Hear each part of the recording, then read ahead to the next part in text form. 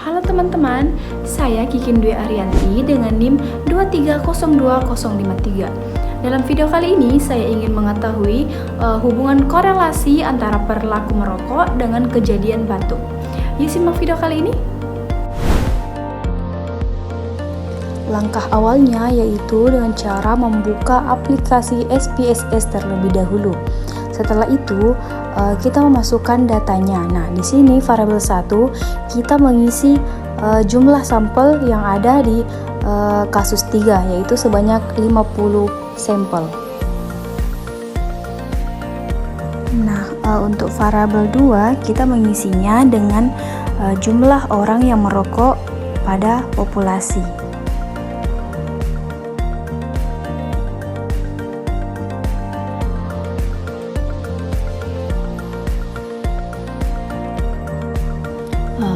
Untuk variabel 3 ini kita mengisinya dengan jumlah data sampel yang mengalami batuk.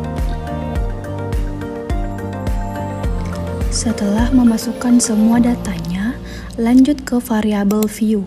Kemudian ubah semua angka desimalnya ke angka 0 agar angkanya normal.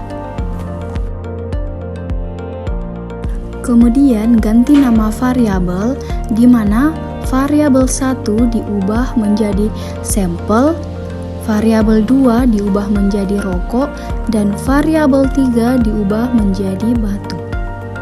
Sama halnya pada label, kita menggantinya pada tabel 1 itu diganti dengan sampel, pada tabel kedua diganti dengan perilaku merokok, dan untuk tabel yang ketiga kita menggantinya dengan status fertilitas.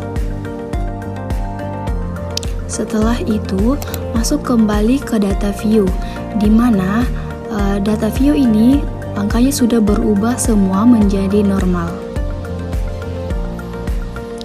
Lalu kita mengklik menu analyze yang ada di atas, kemudian mengklik bagian deskriptif statistik.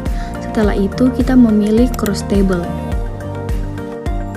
Setelah mengklik menu cross table akan muncul tampilan seperti ini. Kemudian masukkan perilaku merokok ke target list dan status fertilitas ke columns. Setelah memasukkan data status fertilitas, kita akan mengklik bagian statistik, kemudian mencentang bagian chi-square dan contingency coefficient. Setelah itu, klik pada bagian continue dan bagian OK. Setelah mengklik OK, akan muncul hasil akhir hubungan korelasi antara perilaku merokok dengan kejadian batuk dari 50 sampel populasi. Sekian dari saya, sampai jumpa di video selanjutnya. Bye-bye.